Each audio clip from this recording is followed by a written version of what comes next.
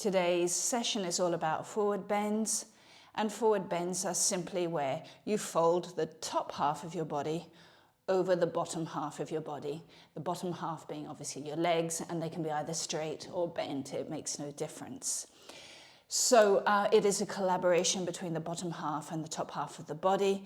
So when we're doing this, we have got to not be distracted by our legs, which is often the case, but pay attention also to the top half, where that solar plexus should be moving at all times in front, while there's an impetus on the part of the hips to move back. So any type of this humping movement, be very careful of. Not all of us do it, but a lot of us do it. If that is the case, you work high and you really, really concentrate on these 2 points, moving them away. Let's try first of all with uttanasana, starting off high. So we're going to use a chair, maybe having a couple of bricks handy, should this not be a problem for you. Put our fingertips onto the chair, feet parallel, either in line with the hips or maybe slightly closer. And all we're going to do is think of a micro bend in the legs and thinking of this separation, so the hips moving back behind and the chest moving forward. So you should be feeling a certain amount of connection between foot and hips, and this eternal extension of the upper body. So breathe there a moment. Now, if this is going well, you can start to just put the flats of your hands onto the actual seat of the chair. Don't start straightening your legs yet. No need to. We're really wanting to put our thought into this, as I say, eternal stretch of the back. So any kind of humping, you just simply move up higher and focus on separating the hips from the chest from the hips. And you can actually use the legs of the chair to slide down if this is quite either easy or certainly doable. And sliding down the legs of the chair could get you onto the bricks if you've got them handy. What you don't want is to weighten your hands down. Your hands should be relatively light. Now when we come up and have a break, we're going to bend our legs just a little bit more, suck in the lower abdomen, and now we're going to hump our back and start to move up and out of the position. And the head is the last thing to curve out. We can maybe do a little bit of a shake, move our body around. And then we try that again, just having that micro bend for now of the legs. Feeling the lower abdomen suck in, solar plexus moving forward. Same old, guys, I'm afraid. And get to where you feel your hands need to be supported. And then as before, you can slide down the legs or stay up high. You really have got to be quite honest about what the back, what the torso is doing. And if you're onto the bricks, you can of course start to bring them from the high position 3 into the lower position 2, or lower still position 1, or getting rid of them. Head, you can start to bring down and just let it get caught by gravity itself. While you're down, check that your feet are parallel. Press down with the base of the big toe, the base of the little toe, and the center of your heel. And that enacts the famous Pada Bandha, the energy center, if you like, of the feet. And that really connects the feet with the hips, which is essentially what it's all about.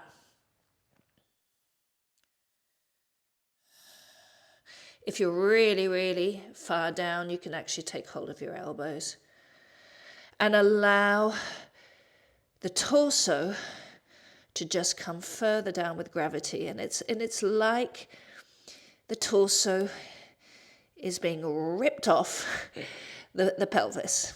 That's the idea anyhow. That's this idea of infinite lengthening as regards that torso. Okay, and then again, sucking in the lower abdomen, we can just start to come out.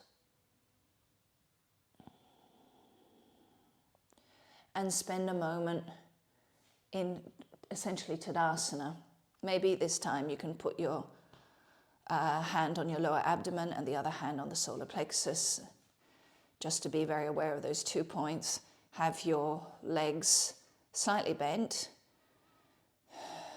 Feel the alignment of these 2 points. After all, these 2 points refer to the Mula Bandha, the lower abdomen, and the Uddiyana Bandha, which is essentially the kind of diaphragm area. So just be very present in those 2 points.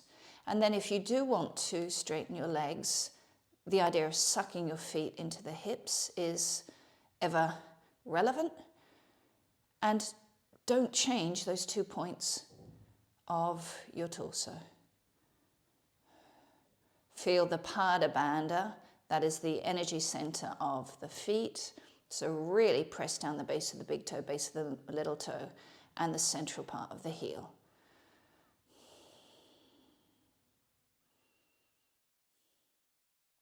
And then once more, come into Uttanasana. This time start off high again, because we're going to play around a little bit between straight legs and bent legs.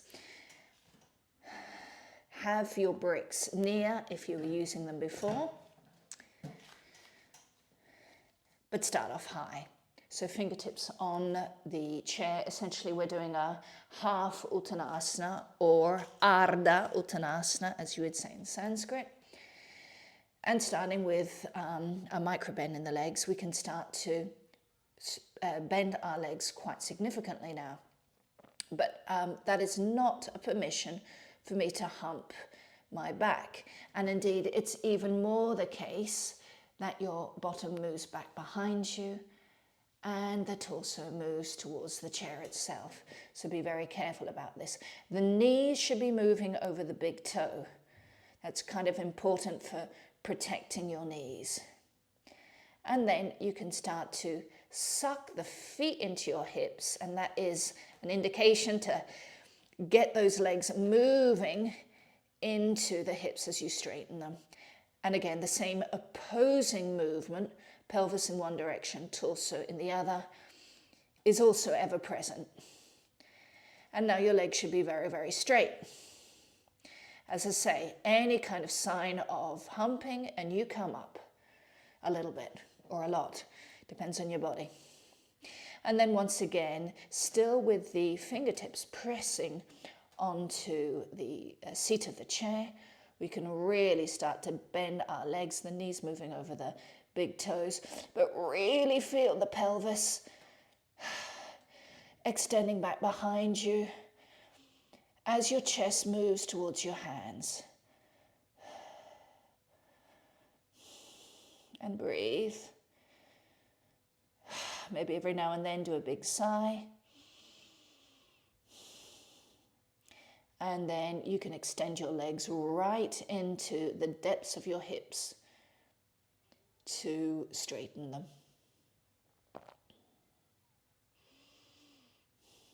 And then move your hands into the edge of the chair, bend your legs slightly, and again sucking your tummy in towards your back. You can come out. And then you can go back into Tadasana. Tadasana is kind of strange after you've had your head down for like a minute or so. To stand back straight is almost odd. One hand on your lower abdomen, other hand on the solar plexus. Bend your legs slightly. And then when you want, again, sucking the legs into the depths of your hips, you can simply be in Tadasana.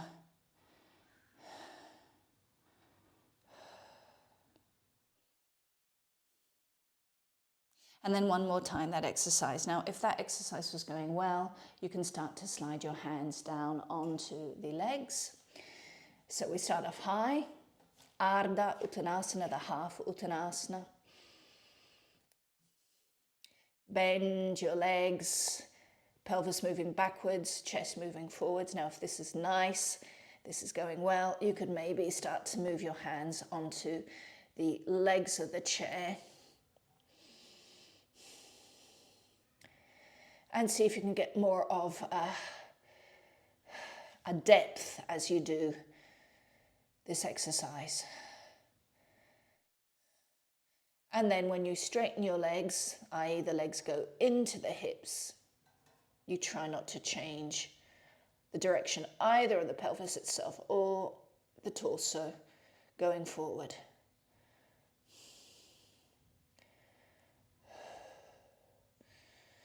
Any problems with the neck, then you're holding tension in your shoulders, so breathe out of your shoulders and release the head. And then you can bend your legs again as much as you can and keep on feeling the opposing directions of pelvis and chest.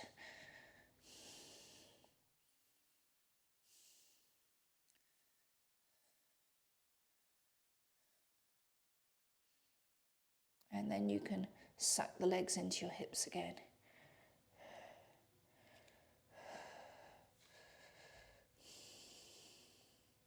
And then breathing out, belly comes in towards the back. Stand for a moment, again in Tadasana, putting all your attention into the center of the body. Feeling strong and reinforced with this mental presence in the two parts of your torso, in these two bandha.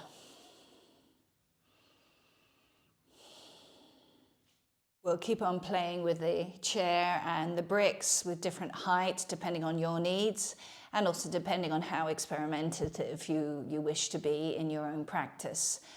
We're going to move towards Virabhadrasana III, which is essentially a balancing position, but I'm not too interested, as you'll probably know already, the balance so much as this idea of the top half of our body moving towards the thighs, although in this particular position you don't ever wish or need to put the top half onto your thighs at all. But it's a direction that I'm interested in. So we're going to go back and put our fingertips onto the chair, working nice and high. Feet parallel, feel that Pada bandha. So remember, that just means activating the arches of your feet, this energy center essentially. And we're going to bend our legs a little bit, like so. Now, without putting too much pressure onto the fingertips, we're going to put the weight of our body onto the right leg and lift the left leg. So you can see that both my legs are bent. And then from there, we need to really focus on our hips. We need to get them in line. Most of us will already have the left hip well and truly higher than the left hip. So you need to square out those hips. And then when the hips are square, you need to consider moving the hips back and the solar plexus forward. It really is the same old. That lower abdomen gets sucked in. You don't want too much of a curve here in the lower back. You really don't. And at the same time, the solar plexus is moving forward. And this is an awful lot of work on the right hip, so expect that work. If you're not feeling it, then maybe you need to think a little bit about the alignment there. And then we can bring the left foot down. Just spend a moment with 2 feet on the ground, always nice. And then lift the right leg. And again, let's think of a couple of things. First is, are the hips square? Next thing is the pelvis moving back behind? Is the chest moving forward, the solar plexus? And finally, what's the lower abdomen doing? Is it falling to the ground or is it being sucked up gently towards the spine? And what's happening to your solar plexus as well? So you should be putting the weight of your body into the hips, primarily, as well as your left foot, obviously. Okay, and then you can come down. And I would say, maybe move in a little closer towards the chair. And just bring your hands and bring your head onto the forearms and just have a bit of a break. Think about the Pada Bandha, the feet, what they are doing. Otherwise, just relax.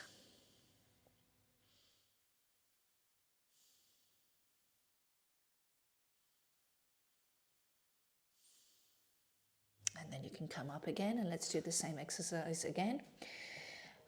Fingertips on the chair. You might want to move back a little bit. Bend both legs. Really feel the pelvis back. Torso moving forward.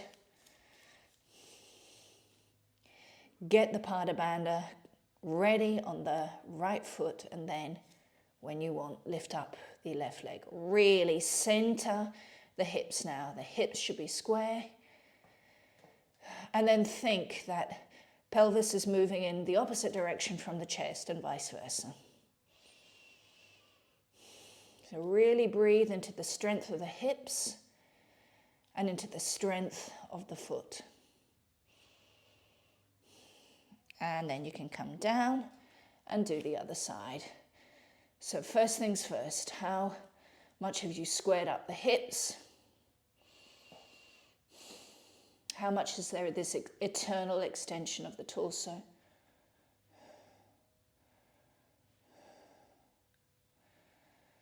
And then you can walk a little bit towards the chair, fold your arms, and again, the forehead of your head on your forearms.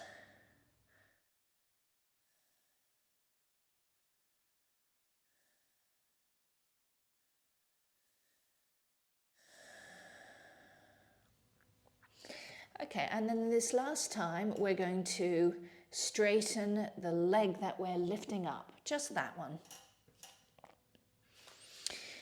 So give yourself space, fingertips still pressing onto the chair. Don't put the flat of your hands. There's too much weight on the hands, so the fingertips are fine, nothing else. Then when you're ready, move the left leg up into the air, get yourself all squared. Think about the simultaneous but opposing direction of your torso, and then when you want, you can straighten the leg that's in the air. You can either have a point, I can't because I've got the wall behind me, or you can have a flexed foot. And then when you're there, move back to the two directions of the torso. And then you can just come down and do the other side.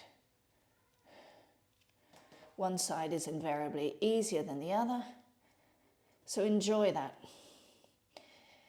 Remember, with a straightened leg or with a bent leg, the idea of the foot still moving into the hips is as valid as ever. And that always means that your hips are active and supporting the body. Bring the right foot down, walk towards the chair, cross your arms, bring the forehead down towards the forearms.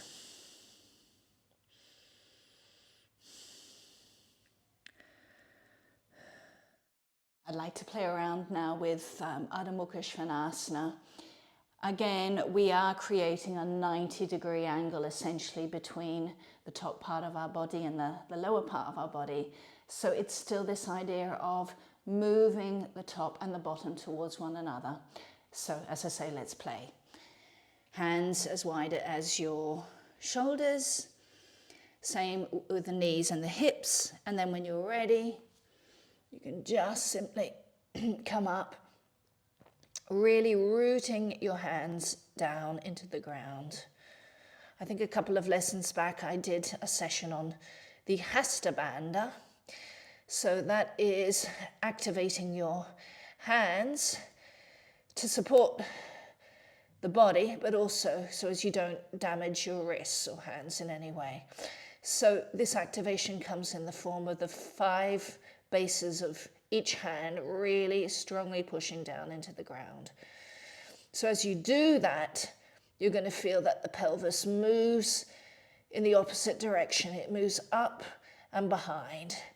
So really feel that connection. The more you can activate that Hasta Bandha, the more you can really enjoy the stretch that is Adho Mukha Svanasana.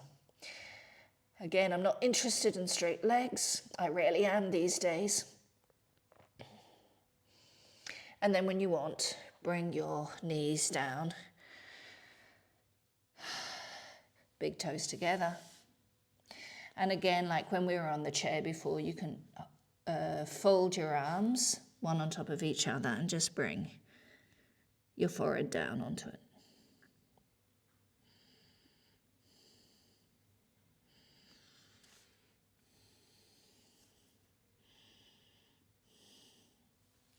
And then you can come up and go into Adho Mukha Svanasana again, really feeling the Hasta Bandha.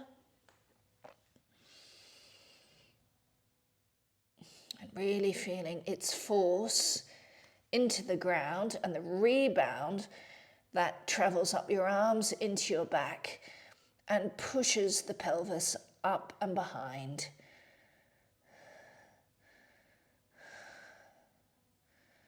If you want to start to experiment and straightening your legs, please do so. But remember, the action is not supposed to disturb your torso in any way.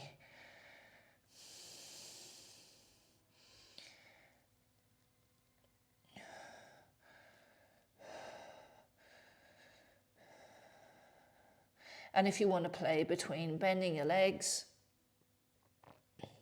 and straightening your legs, that's also nice as well. You get a really, really central idea of the torso and its neutrality, regardless of what the legs are doing. And then you can come down again. Adho Mukha Virabhadrasana.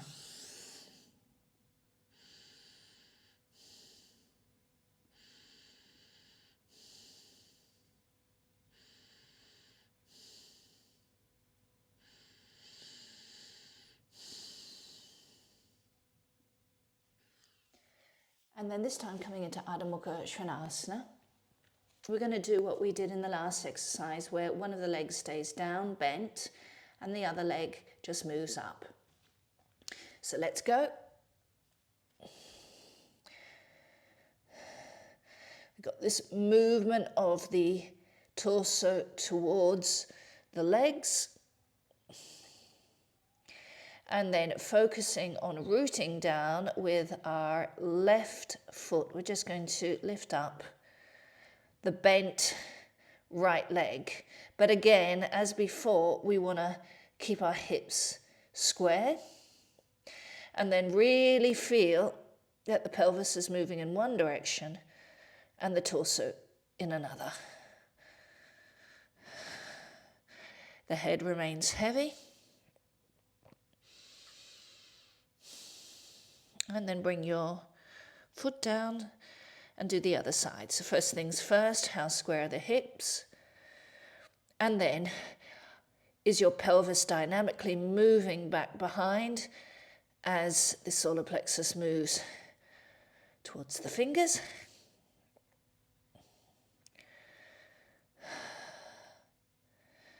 And then feet down. Moving into Adho Mukha Virabhadrasana once again.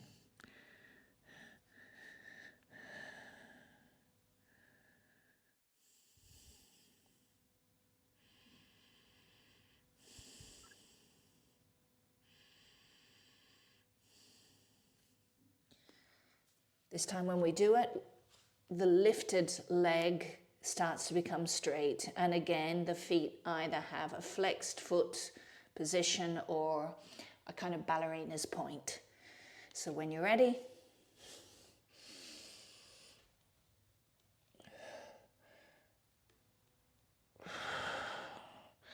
so establish your base. Again, the leg that's on the foot on the ground is bent. Lift up your right leg, first have it bent. Really focus on solar plexus towards the fingers, pelvis moving back to whatever is behind you, and then you can stretch out your back leg, keeping the foot in line with the pelvis and making sure that the pelvis is also straight. Now, if from there you want to start to lift up the leg a little bit, you can, but I want the pelvis to remain straight. So don't lift up the pelvis in this way. So all your thoughts, all your critical thinking comes into the pelvis at this point. And then change sides.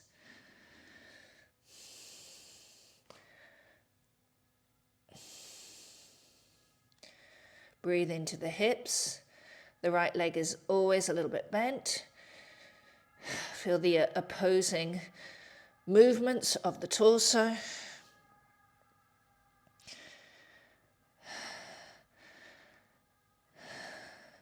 And then if you want to experiment with the left leg going slightly higher, be very aware of what's happening in the hips. And then just come down, exhale. Knees separate.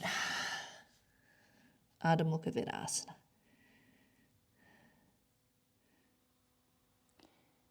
The last forward bend that we're going to be doing today is Pashimotanasana. So maybe get a couple of bricks. We're going to start off working high with legs bent, and then from there we'll have this idea of sucking the feet in towards the hips, and in doing so start to straighten our legs, maybe a little bit, maybe a lot, we'll see. Starting off with the legs in front of you. Now, ideally we want to start off with a type of 90 degrees, which is essentially what we were doing within Adho Mukha Svanasana a moment ago. But this is very difficult for a lot of people, also because there's just this quite intense retroversion, which brings us all back. So what we need to work on is quite an intense movement forward of the hips. So you can see the retroversion brings us all back collapsing. The anteversion, by comparison, brings us to this breadth of the torso that we need. Now, if this is very difficult, you bend your legs. Remember, this kind of forward bending idea is not just the result of a leg stretch, but there's a lot of stretch happening in the back as well. So it could be that a lot of the obstacles are actually in the back rather than in the legs. If your legs are bent, then your toes need to be pointing up to the ceiling the whole time. Your feet need to be really, really active. In fact, we can start off everyone like this. And you need to return back to the 2 points of the torso. There's a lot of work happening here. Feel that the feet that are active are also being sucked in and joining the hips. Fingertips light on the ground. So no kind of getting rid of weight into your hands. We really want this position to be quite light. And so to get that lightness, the hips need to work enormously.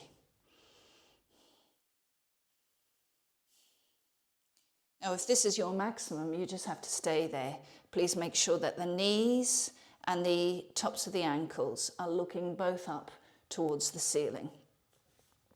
Regarding the feet, the base of the big toe should always be pushing away from you, but the base of the little toe should be coming towards you.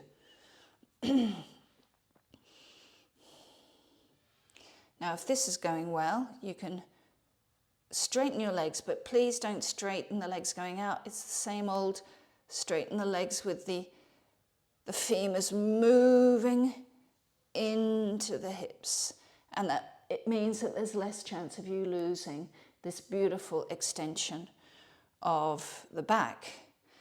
Now, maybe you want to fully straighten the legs. Maybe you want to partially do it. Whatever, don't lose the feet. Remember, base of the big toe moving away from you, base of the little toe moving back towards you.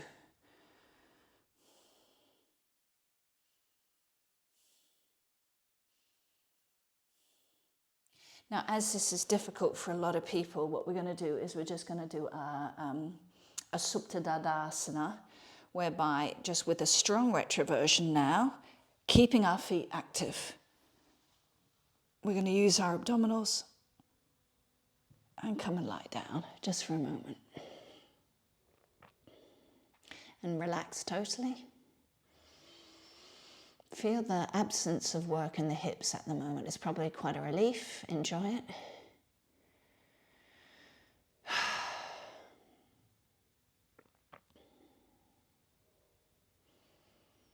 And then lift your head with your hands, and you can just sit up again and go back to doing what you were doing before, maybe starting off with the legs bent again. Feel that anteversion, which is really helping to open up your torso. And then just be. Now this is actually Dandasana, so that's the first step towards moving into Pashimotanasana. Now, as I say, for some of us, this is probably the maximum, so just stay there and breathe. When you need to take breaks, you go back, as before, into this Supta Tadasana. But otherwise, what you could start to do, maybe also using the blocks, which are kind of a way for you, is start to move forward. Now, having the blocks further away just means that I'm reminded of my solar plexus moving in that direction, but at the same time, the pelvis is still moving behind. So this is permanent duality of direction. So these pieces of equipment can also be genuine kind of reminders, yeah, props to support the body, true, but also actual kind of visual reminders of what you need to do with your body.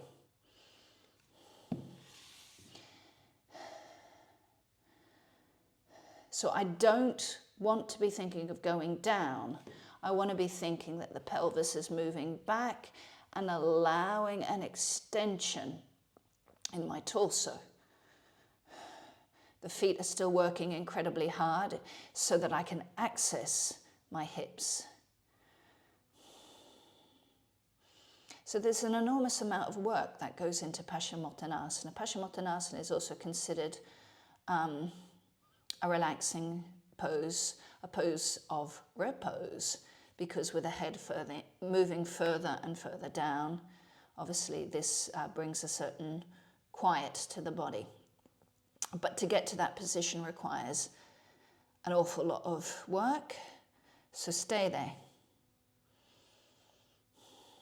Use the breathing, don't tighten it up. And then you can just simply come out and with a retroversion move back into the Supta Tadasana. Try and come down with control if you can. Don't just kind of lose it.